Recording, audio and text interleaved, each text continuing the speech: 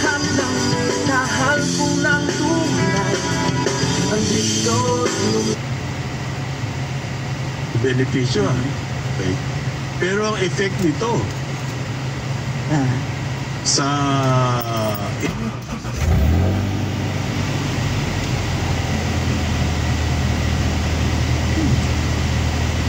kung ikaw maliit ka na factory kasi yan yung increase na per head. okay, ano gagawin mo? Mag-lay-off ka. Kasi mayroong pang-discount. Kung mayroon kayong mga collective bargaining agreements, magkakaroon kayo ng nangyay. Pati yun, across the board yan, tama si Jonat. Magkakaroon kayo ng diskusyon kagad yan. Across the board yan. Distortion yan. So, you will have Pag nag-increase ka ba ng minimum, all the way up, increase mo, kung ikaw ang kumpanya? You are not obliged, but you will have to negotiate with your employees. Kasi, tas halimbawa, 534, naging plus 50, di 584 ka na. Di talo mo na yung second to the So, kailangan mag-adjust ka dito. Mag-adjust ka. Mag-uusap kayo ngayon. Hindi kayo mag-usap pipigilin. Manganganap ng problema. So, pero, Calabar zone lang. Well, kasi regional wage board. Regional wage boards And what's going on in the other They region? are also working. Important kasi yung Calabar zone because of the industrial part. That's our industrial area. Kaya mahalaga yung... Marami pong maliliit dyan na factories. Okay? Gumagawa ng ventilador. Konti lang. Meanwhile, acquitted sina Trillanes. oo nga Saan? Talaga nagbago na ihip. Inciting to sedition. Nagbago na ihip. Iba na ang panahon ngayon. On the ground that there's an unreliable witness at conflicting yung statements ng witness. So, dismissed on the ground, on the basis of a demurrer to evidence. Ibig sabihin, hindi na nagpresenta ng depensa. So, kasama dito sina Yoli Ong, lahat ng respondents. So, mostly kasi the reliance was on a single and rather unreliable Larry? Hindi.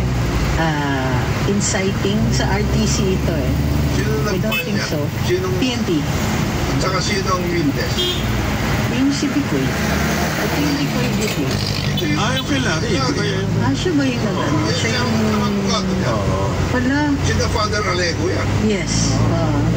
Inciting. So, kinulang, dinismiss ng RTC. Ano nangyari yun? Allegedly nga, ang basis nila is kasi nagre-rely lang sa isang unreliable witness, si Picoy nga, na allegedly nag-flip-flop on his statements. Hindi masyadong hindi monitor ni Larry ito. Hindi masyadong natutukan ito. Oo.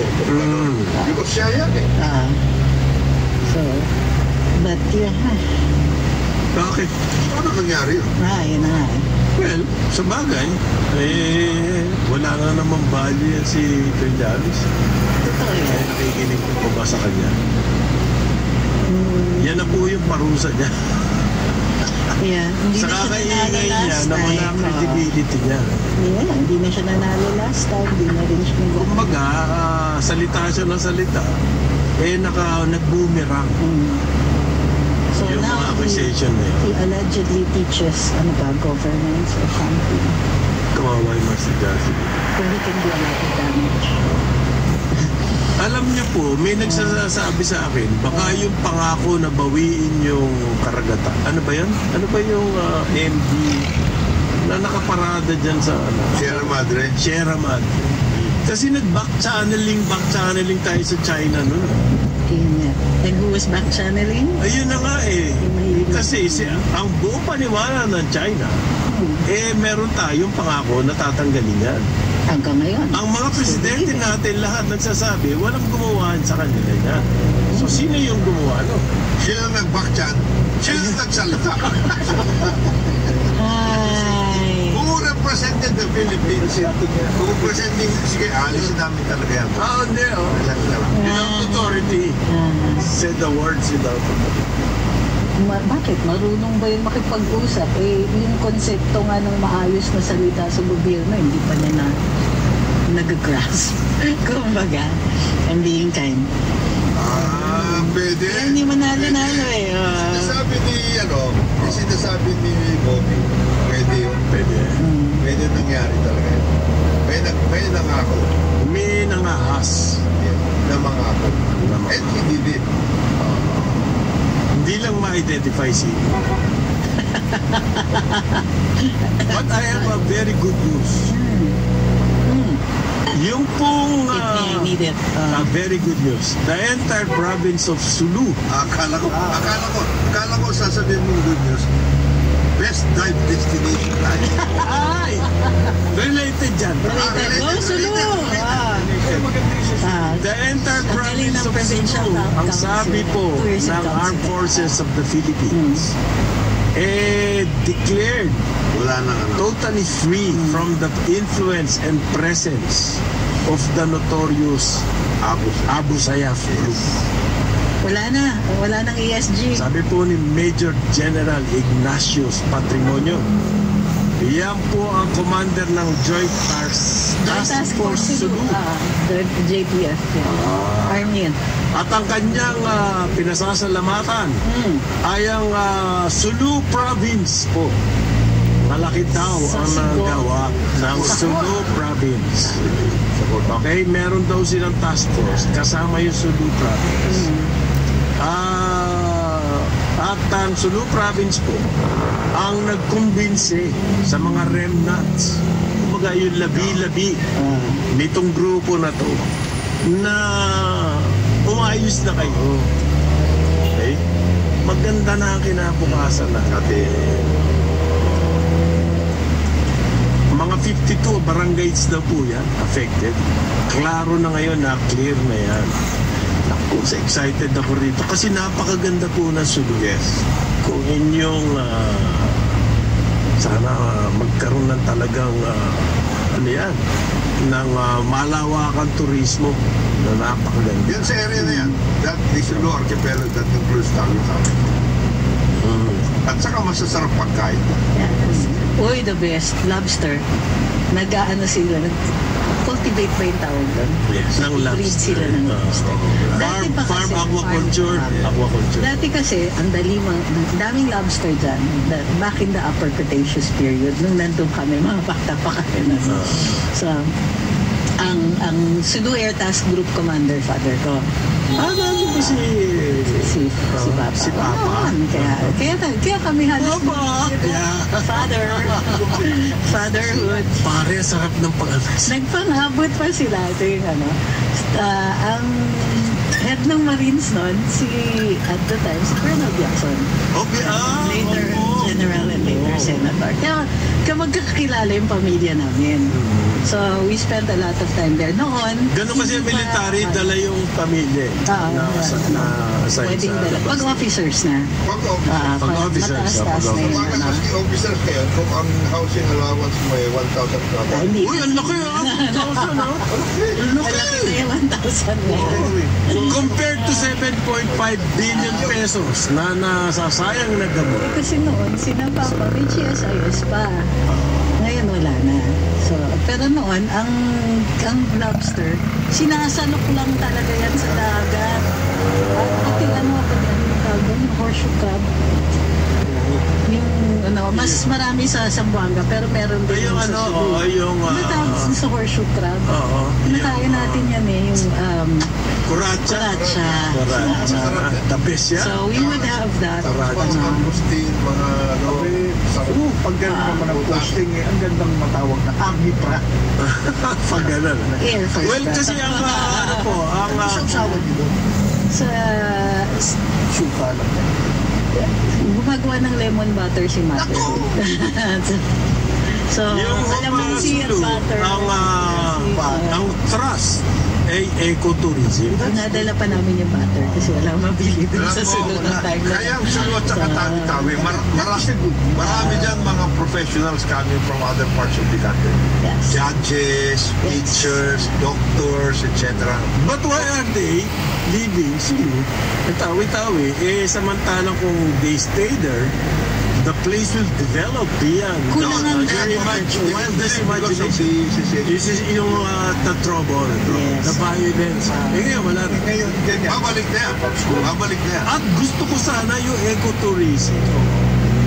Napakaganda ho niyan pag yan ang nangyari. It's a shining example of the turnaround that we can do. Yes. From the most violent Areas. areas in the world, bigla naging ecotourism. Isunod ko doon, bawa ng ilang industries na mga damage. Well, ecotourism, trekking, Eco yan. well, yung beach, Tapos may mga areas. snorkeling, diving, we are the Very tight. Baka pwede na natin i-develop yung tinatawag nilang MOA. May tinatawag silang MOA na katabi ng sa Buddaku, which is where the military camp is, where the Marines were. May katapat na mountain yon. Ang tawag na nila doon is MOA, Mountain of the Abu Sayyaf. Ngayon, since wala na, at later on naging Mountain of the ASG. No? So, nung natanggal na yung, nag-clear na yon, maraming pwedeng gawin doon. Kasi unang-una, meron pang baboy damo. oh, wild. And actually, the biggest producers ng durian isn't Davao. Love ko kayo sa Davao ha, pero a lot of your durian already comes from Sulu. Yes. Really? Yes. Alam mo, may variety ang mga durian, ha? Correct. Iba-ibang variety niyan, ha? Tapos merong very specific, yung tausug cuisine. You should try it. Really? Describe mo naman.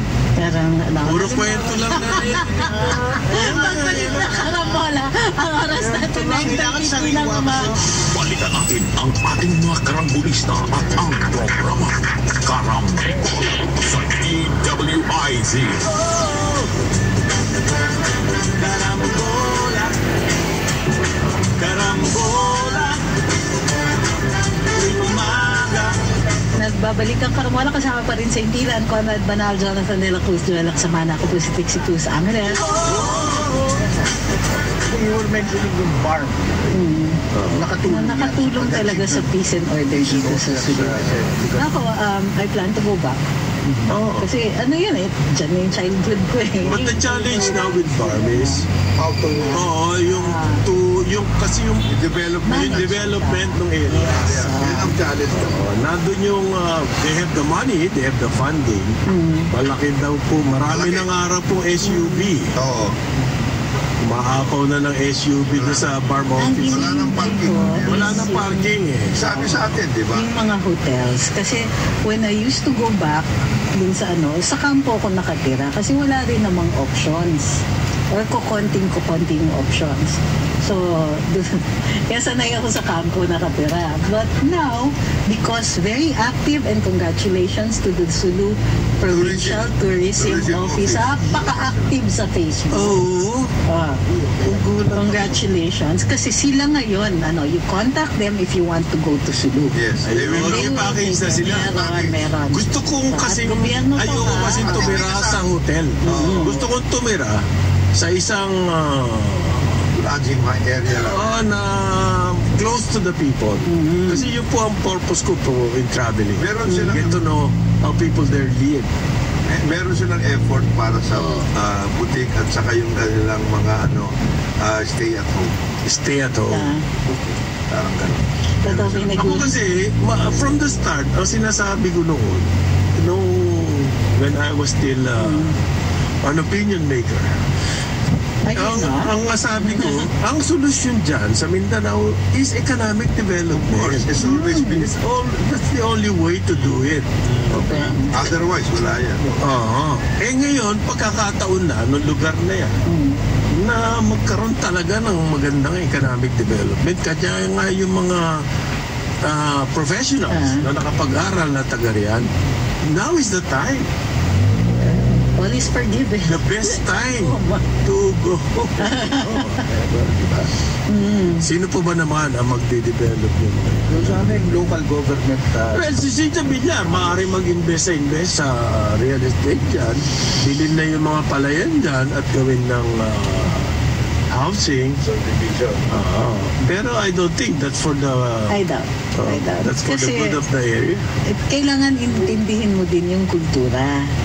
Kasi, Kasi napapayag sa ganun. Talaga? ngayon nila ng interlopers. Hindi naman. hindi sa interlopers, okay lang. They welcome economic opportunities. Pero Hindi not in yan. that Pati yung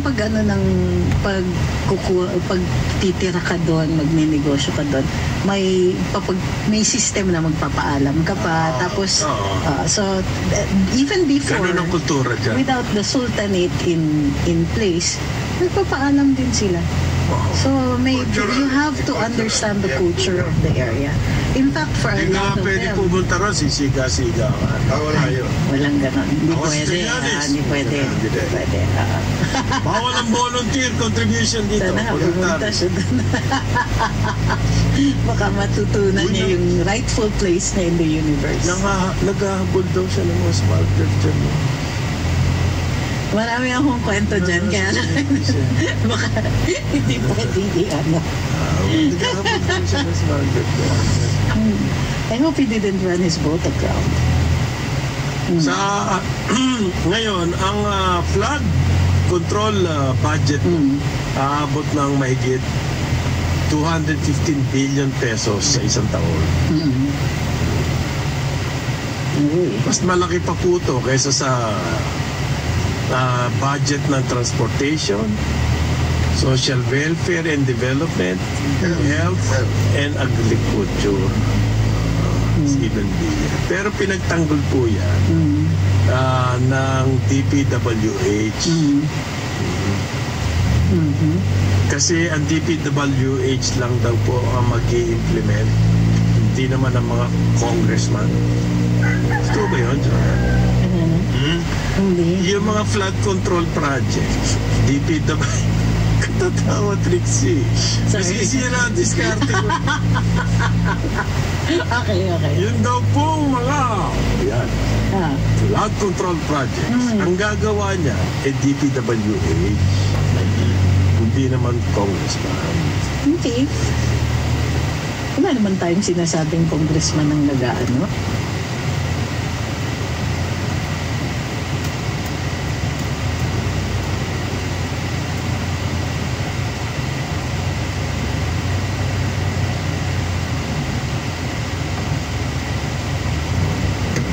Flood control project. Alam mo ba, ito total natin to, nasa trillion na to.